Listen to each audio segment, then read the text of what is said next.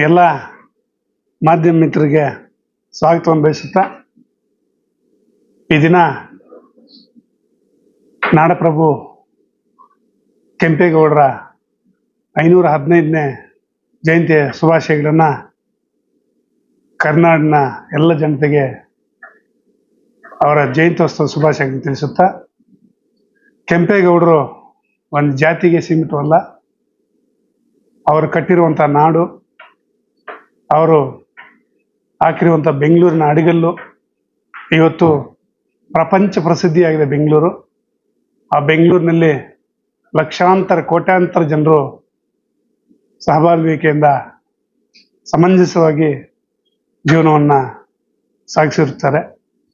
ಅವರಿಗೆ ಈ ಸಂದರ್ಭದಲ್ಲಿ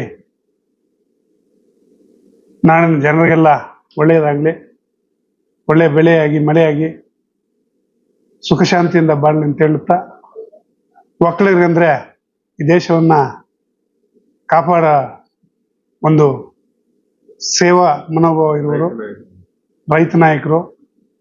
ಅವರು ಒಳ್ಳೆಯ ಆಡಳಿತ ವೈಖರಿಯನ್ನು ಮಾಡುವಂಥ ಒಂದು ಮನಸ್ಸಿರೋರು ಒಕ್ಕಲಿಗರು. ಅವರ ಒಂದು ಒಕ್ಕಲತನಕ್ಕೆ ಶತಕೋಟಿ ನಮನಗಳನ್ನು ಹೊಂದಿಸುತ್ತಾ ನನ್ನ ಮಾತನ್ನು ಮುಗಿಸ್ತಾ ಇದ್ದೀನಿ. ಜೈ ಹಿಂದ್, ಜೈ ಕರ್ನಾಟಕ.